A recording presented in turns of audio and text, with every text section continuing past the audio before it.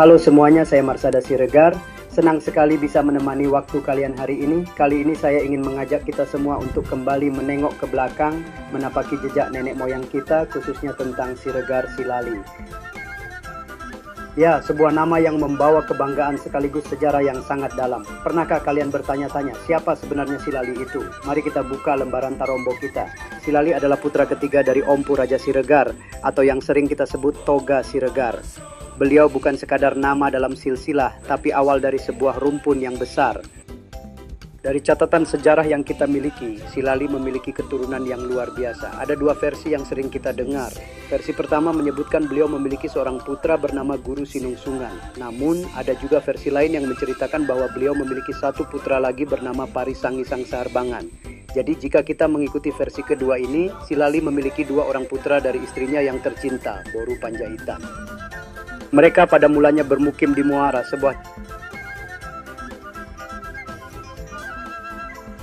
tempat yang sangat indah di Kabupaten Tapanuli Utara sekarang. Bayangkan mereka hidup di sana memandang ke arah Pulau Sibandang setiap harinya. Namun, seperti yang saya ceritakan di awal tadi, hidup tidak selalu tenang. Ketika haleon atau paceklik melanda, hidup menjadi sangat sulit. Bayangkan para orang tua yang melihat anak-anak mereka kelaparan karena padi dan jagung tidak mau tumbuh di tanah muara yang mulai gersang saat itu. Nah, disinilah keberanian itu muncul. Keturunan Siregar ini, termasuk keturunan Silali, memutuskan untuk meninggalkan zona nyaman mereka. Mereka memilih untuk merantau, mencari tanah yang lebih subur, tanah yang bisa memberikan kehidupan bagi anak cucu mereka kelak. Coba bayangkan perjalanan mereka. Mereka harus mendaki perbukitan yang terjal, meninggalkan tepian danau menuju ke daerah Piarung di Paranginan sekarang. Jalannya pasti sangat berat, tidak ada aspal seperti sekarang, hanya jalan setapak di tengah hutan dan semak belukar. Sebagian dari mereka tidak berhenti di Piarung. Mereka terus berjalan, melintasi dinginnya udara dataran tinggi, sampai akhirnya tiba di Siborong-Borong. Di sanalah mereka membuka sebuah pemukiman baru yang kemudian dikenal dengan nama Huta Lobu Siregar. Namun perjalanan sejarah tidak pernah lurus-lurus saja, bukan? Di Lobu Siregar terjadi sebuah gesekan. Ada pertentangan dengan klan Sibagot Nipohan. Namanya juga hidup berdampingan, terkadang ada selisih paham yang tidak bisa dihindari. Karena situasi yang tidak lagi kondusif, keturunan Siregar ini kembali harus mengemas barang-barang mereka. Sebagian melanjutkan perjalanan jauh ke daerah Pangaribuan, mencari kedamaian dan tanah baru. Sementara sebagian lagi memilih untuk pulang, kembali ke Piarung atau bahkan kembali ke pelukan Muara. Sampai hari ini, kalau kalian berkunjung ke Piarung, kalian akan menemukan banyak sekali keturunan Silali di sana. Kita mengenalnya sebagai Piarung Silali yang letaknya bersebelahan dengan Piarung Silo. Hubungan persaudaraan di sana masih sangat kental, seolah waktu tidak pernah memudarkan ikatan darah itu. Di Muara sendiri, jejak-jejak mereka masih sangat nyata. Ada Hutana Godang, Silali Toruan, Baribania Ek, hingga Silaka II. Bahkan keturunan dari Raja Pamoto, salah satu putra Guru Sinungsungan, ada yang bermukim di Pulau Sibandang. Bayangkan mereka menetap di sebuah pulau di tengah danau, sungguh luar biasa. Oh ya, ada satu hal menarik tentang Raja Pamoto ini. Keturunannya yang bernama Guru Sinanti bahkan merantau sampai ke perbatasan Humbang dan Dairi, tepatnya di Siriria. Ini membuktikan bahwa semangat rantau Siregar Silali itu memang sangat kuat melintasi batas-batas wilayah. Sekarang mari kita bicara tentang sesuatu yang sering menjadi pertanyaan banyak orang, marga Ritonga. Apakah kalian tahu bahwa Ritonga adalah bagian tak terpisahkan dari Siregar Silali?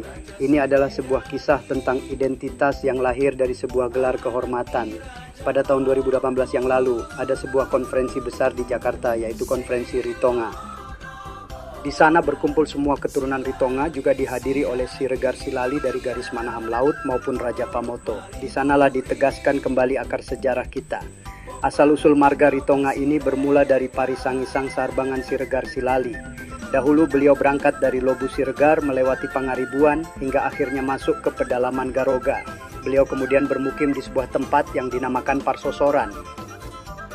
Parisangisang ini bukan orang sembarangan. Beliau adalah sosok yang sangat pandai mengobati berbagai macam penyakit. Karena kemampuannya yang luar biasa itu, masyarakat memberinya gelar Datu Nabolon atau dukun besar yang sakti. Bayangkan betapa dihormatinya beliau saat itu. Lalu dari mana nama Ritonga berasal? Nah, ini bagian yang unik. Rumah beliau di Parsosoran itu memiliki atap yang terbuat dari eri atau ilalang, dan posisi rumahnya itu tepat berada di tengah-tengah huta atau perkampungan. Dalam bahasa kita, tengah itu disebut tonga. Jadi orang-orang mulai menyebut beliau sebagai orang yang tinggal di Ritonga, alias rumah beratap ilalang yang ada di tengah kampung. Lama-kelamaan, sebutan itu melekat dan menjadi identitas keturunannya. Hingga sekarang mereka lebih dikenal dengan nama Marga Ritonga. Sekitar 95% dari keturunan beliau sudah menggunakan Marga Ritonga secara resmi, dan hanya sekitar 5% yang masih setia memakai nama Marga Siregar. Tapi ingat kawan-kawan, meskipun namanya berbeda, darah yang mengalir tetap sama. Tugu Persatuan Parisangisang Saharbangan pun berdiri tegak di Parsosoran, Kecamatan Garoga. Itu adalah simbol bahwa kita satu. Prinsipnya sederhana, setiap marga atau boru Ritonga adalah Siregar Silali, tapi tidak semua Siregar Silali bermarga Ritonga. Sebuah filosofi yang mempererat persaudaraan kita. Nah, sekarang kita masuk ke bagian yang sedikit sensitif, yaitu tentang padan antara Siregar Silali dengan Nainggolan Parhusip. Jujur saja, membahas soal padan ini sebenarnya agak toka atau tabu bagi sebagian orang. Kenapa? Karena versinya sangat banyak dan bisa memicu perdebatan. Saya ingin membahas ini dengan sangat hati-hati. Kita tidak ingin sebuah cerita sejarah justru merenggangkan rasa persaudaraan kita, bukan? Tujuan kita mencari tahu sejarah adalah untuk mempererat ikatan, bukan sebaliknya. Tapi ada sebuah fakta unik dalam Tarombo kita. Dalam silsilah Nainggolan, kita menemukan nama putra dari Parhusip adalah Tuan Marnaning dan Raja Manaham Laut. Beliau adalah generasi keempat dari Toga Nainggolan. Coba perhatikan nama itu, Raja Manaham Laut. Sekarang mari kita lihat Tarombo Siregar. Guru Sinungsungan Putra Silali juga memiliki dua orang putra, yaitu Raja Manaham Laut dan Raja Pamoto. Beliau juga generasi keempat dari Toga Siregar. Nama yang sama persis muncul di dua silsilah yang berbeda pada generasi yang sama. Banyak yang percaya bahwa padan antara kita terjadi karena adanya pertukaran anak dan boru antara Nainggolan Parhusip dengan Siregar Silali. Apakah anak dan boru yang dimaksud adalah Raja Manaham Laut tersebut? Biarlah itu menjadi misteri sejarah yang indah. Wallahu a'lam.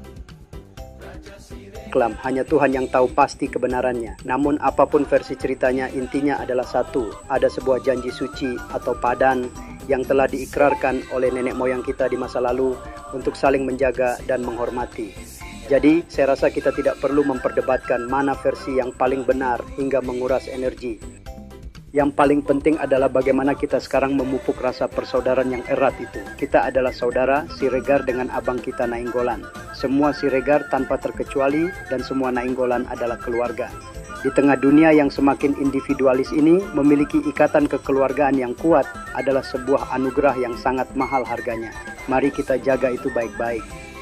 Tidak terasa kita sudah berbicara cukup jauh ya. Dari panasnya muara, perjalanan melelahkan ke Pearung dan si Borong-Borong, kisah magis Datu Nabolon di Garoga, hingga misteri nama Raja Manaham Laut. Sejarah kita sungguh kaya, bukan? Saya, Marsada Siregar, merasa sangat bangga bisa membagikan potongan-potongan sejarah ini kepada kalian. Ini bukan sekadar urusan marga, tapi urusan jati diri. Mengetahui dari mana kita berasal akan membantu kita menentukan kemana kita akan melangkah. Jika dalam penyampaian saya tadi ada kata-kata yang kurang berkenan atau ada fakta yang mungkin berbeda dengan versi yang kalian dengar dari orang tua kalian, saya memohon maaf yang sebesar-besarnya. Niat saya hanyalah untuk berbagi dan menjaga agar api sejarah ini tetap menyala. Mari kita terus jalin silaturahmi. Mari kita terus bangga menjadi bagian dari keluarga besar Siregar Silali. Dimanapun kalian berada, entah itu di Tanah Batak, di Jakarta, atau bahkan di luar negeri, ingatlah bahwa kalian membawa nama besar nenek moyang kita. Akhir kata, terima kasih sudah mendengarkan podcast ini sampai selesai. Semoga apa yang saya sampaikan bisa memberikan manfaat dan menambah kecintaan kita pada budaya dan silsilah kita sendiri. Tetaplah menjadi pribadi yang rendah hati, namun bangga akan akar sejarahmu. Sampai jumpa di kisah-kisah Tarombo selanjutnya. Saya Marsada Siregar pamit undur diri. Horas Siregar. Dan tentu saja salam hangat untuk semua saudara-saudara kita dimanapun berada. Sampai bertemu lagi.